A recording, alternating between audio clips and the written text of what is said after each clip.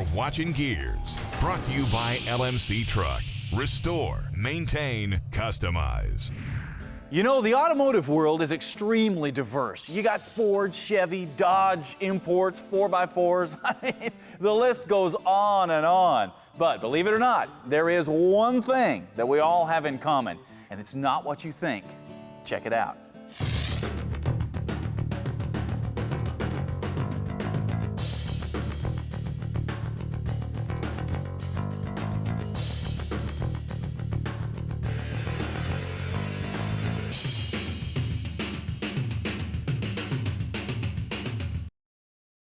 Little die-cast cars called Hot Wheels. And every single one of us owned these, collected them, raced them, destroyed them, burned them because they were a huge influence on us. But where did they come from? Who dreamed these things up? Well, to tell that story, we're gonna have to roll back the clock a little bit. In the late 60s, the only kind of die-cast cars that were available came from companies like Corgi and Matchbox. And while they were fun, they left a lot to be desired in the detail department, they didn't roll very well, and they were also primarily construction equipment, which did nothing to capture the hot rod fever that was flowing through the country at the time.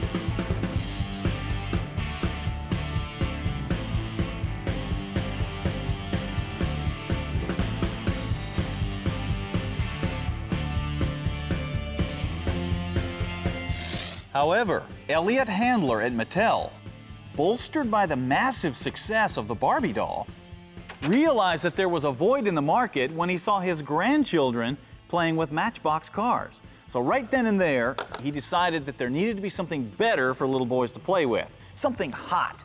So the goal was set to build the fastest metal cars in the world, to not only plug into the hot rod scene, but also give kids something that they could really play with. With that goal in mind, special wheels were designed that used music wire for an axle. A small Delrin bearing allowed the car to roll extremely fast.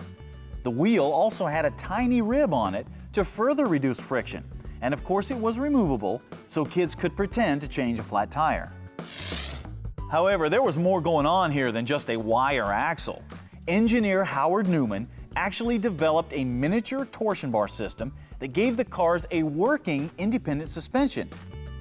Now that not only looked cool, but it also prevented damage to the axles if the car got stepped on or crushed, which happened a lot when you were a kid.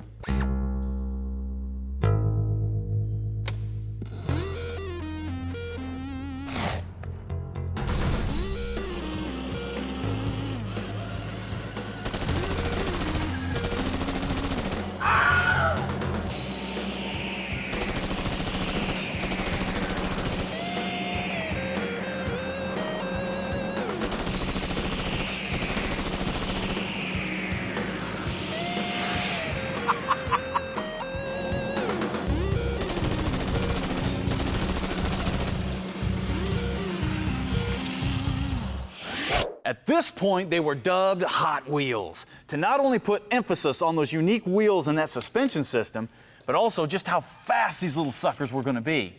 However, there was a problem. Nobody quite knew what these things should look like. I mean, you didn't want them to look like a Matchbox. So Elliot hired real car designers like Harry Bradley right out of Detroit to help solve the problem.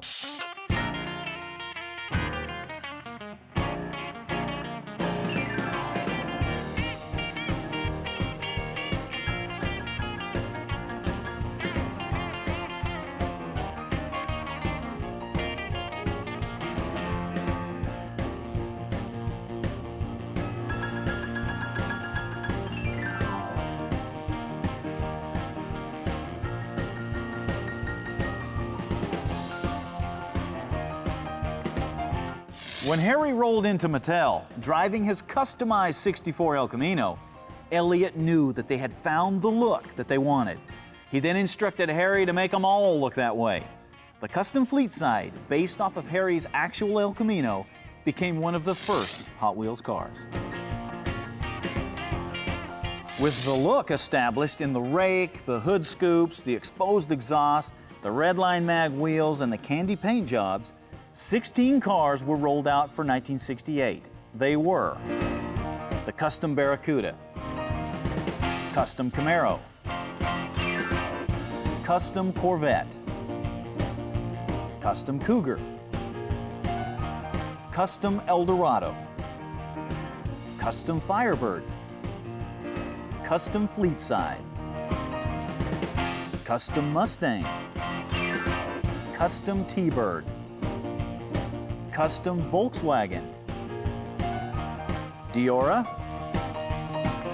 Ford J-Car, Hot Heap, the Python, the Silhouette, and the Beatnik Bandit.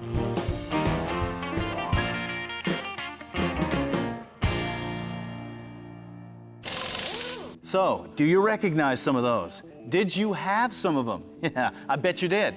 No matter how old you are, I bet you owned some of those cars, had them in your toy box over the years. Because when those cars came out, people went crazy. The demand for Hot Wheels cars was 7 times what Mattel was expecting, because nothing looked like them, nothing rolled like them. But if that would have been all there was to it, they wouldn't have lasted very long. Because the idea behind Hot Wheels cars was not from just to sit on the carpet and look good. No, they were made to race. And we're gonna dig into that phenomenon a lot more in just a second.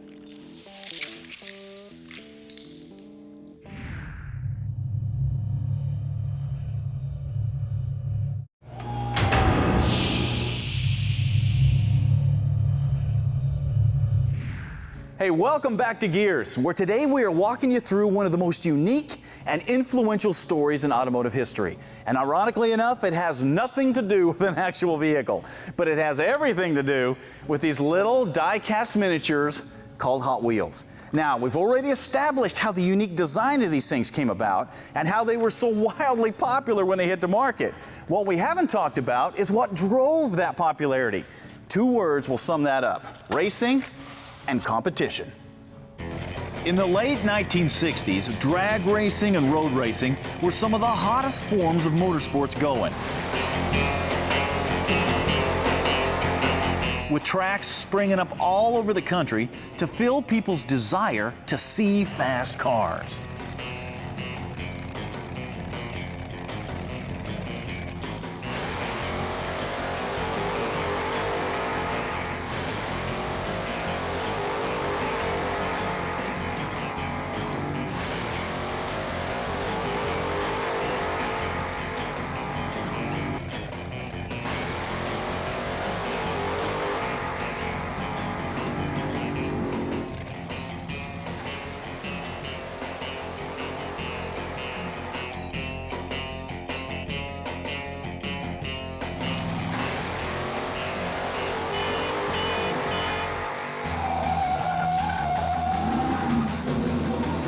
With the muscle car wars in full swing and Detroit kicking out powerful street cars that anybody could own,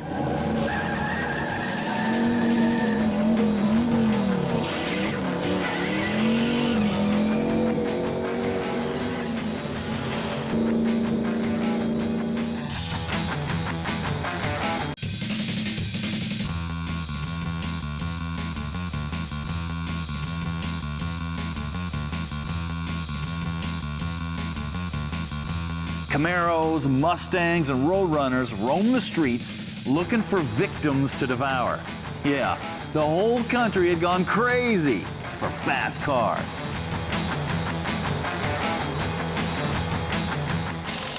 Of course, right in the middle of this quest for horsepower supremacy, Mattel releases Hot Wheels cars, and of course, kids all over the place go crazy for them. But like we said before, just having the cars would not have been enough. They really blew the lid off things when they introduced the track. The track was a brilliant piece of engineering that actually allowed you to prove that these cars were in fact the fastest metal cars in the world. The track was not only designed to hold the cars in place, but there were also loops.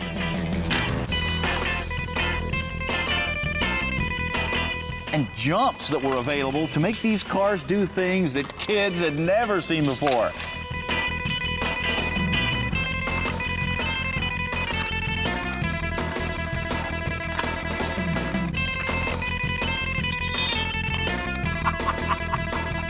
The track also made great spears and swords to hit your little brother with when you thought he cheated on a race. Of course, when the Snake and Mongoose drag race set came out, with its flip-top funny cars and parachutes and everything, kids all over the neighborhood would get together at least 3 times a week to see who had the fastest cars. So, just how influential were Hot Wheels? Well, here's a shot of me a long time ago opening the Sky Show set.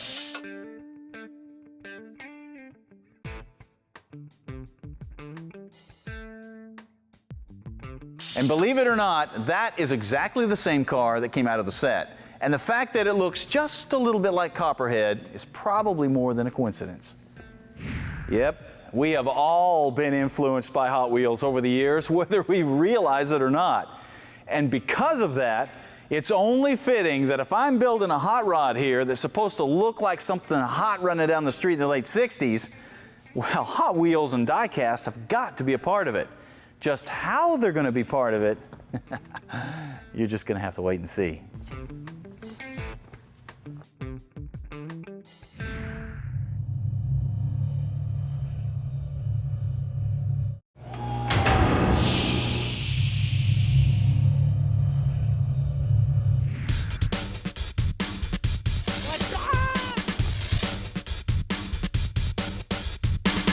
You know, one of the cool things about the automotive aftermarket is companies are always developing new products that need to be tested. So when Goodyear asked us to help test the new Wrangler MTR tire, we jumped at the chance to head to California and go beat on some tires.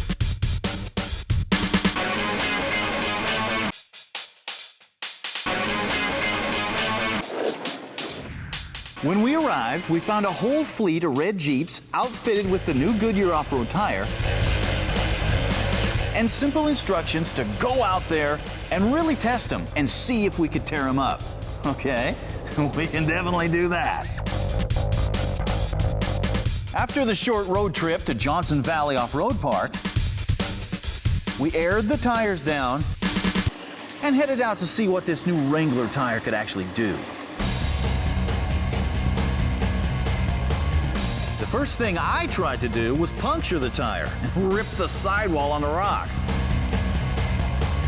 Since the MTR is reinforced with Kevlar, this is supposed to be tough to do. And it is. Matter of fact, nobody ended up with a flat tire, despite all of our best efforts.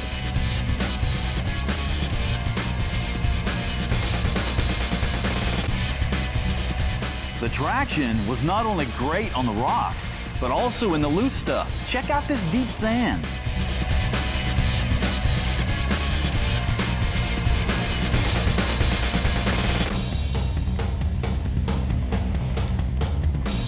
Then we moved to some sloppy mud. It really didn't matter. The unique tread design allowed the tires to keep cleaning themselves extremely well and just keep digging. So, after a day of unmercifully flogging these tires, the results were pretty obvious.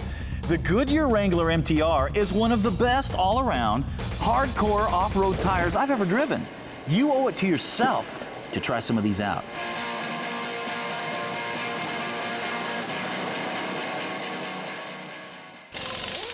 Tool Tech. Brought to you by Cornwell Tools, the choice of professionals since 1919. You know, one thing that we always make it a point to do on this show is to encourage you to get out there and work on your own project, no matter what it is. The problem is, a lot of you would like to dive into a project, you just don't have the tools to do it. We understand that. That's why it's always a pleasure to be able to give stuff away to help you out. And your new toys are right over here.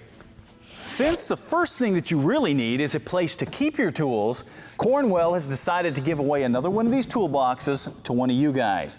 Now, as you can see, this is a fully locking unit. Got plenty of storage space up here at the top. You got 4 locking drawers, and then you have storage space at the bottom. Then on top of that, Cornwell's throwing in a whole bunch of work gloves so you don't bust your knuckles too bad. Now, the question is, how do you win this thing? Simple. You go to GearzTV.com, sign up to win the Cornwell Toolbox. It's that easy. Good luck.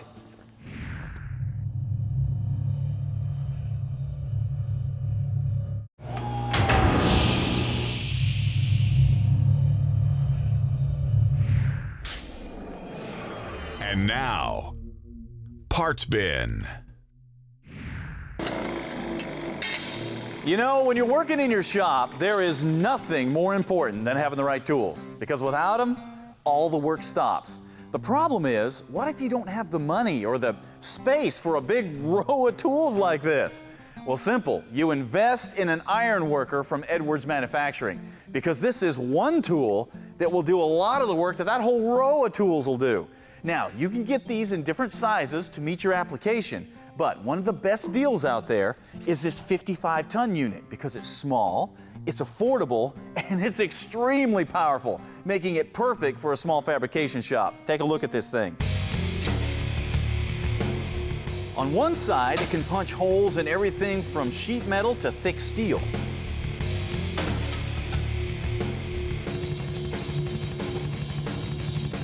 On the other, it can cut notches. It can also shear flat or bar stock.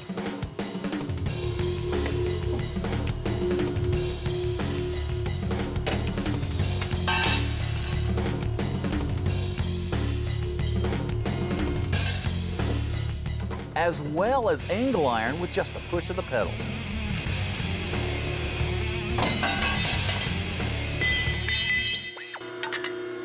The best part is, just by changing the dies, you can stamp metal, you can bend metal, you can notch tubing, you can do all kinds of stuff, which could make the Edwards Iron Worker one of the best tool investments you'll ever make. If you have a classic muscle car or a hot rod, chances are you want to stick some sort of a cage system in there to not only stiffen up the chassis, but to give you some protection. The problem is, very few people have the tools or the ability to build their own cage system. That is where the Tiger Cage from Air Ride Technologies comes in. Now, these things are made out of very thick-walled 304 stainless steel tubing and some very strong clamps and some brackets. Now, basically what you do is you slide the clamp up onto the tubing, then you just weld the other piece of tubing on there. Then when you're ready to take the system apart, you just unbolt it. Now, I know some of you guys are thinking, well, that's not going to be very strong. Oh, these are designed to be strong enough to save your life. And the best part is, you don't have to take the car apart to put it in. You just bolt it in, go racing, come home and take it out. Nobody will know it was there. So if you are serious about driving your vehicle and have any intention of racing it, you have got to have a Tiger Cage. Air Ride Technologies is where you go. Speaking of tools, one of the most important tools you can have is a pickup truck, because you can carry junk with it. One of the best tools to put in a pickup is air. And I'm not talking about air in the tires. I'm talking about a portable air unit like this Warren VTC unit. Now check this out. It's got a high horsepower fan-cooled electric motor. It's got a 1-gallon integral tank, so you can run air tools, you can pump up tires, you can do all kinds of stuff with this thing. And if you add to it the 2.5-gallon hot dog tank, well, you're gonna have enough air for just about whatever situation comes up. Now, a couple of cool features about this. You can take it out of this cage and mount it permanently on the vehicle, or you can leave it in the cage and have portable air to take wherever you wanna go. If you use your truck, or if you're into four-wheeling, you need one of these units, and Warren is who has it.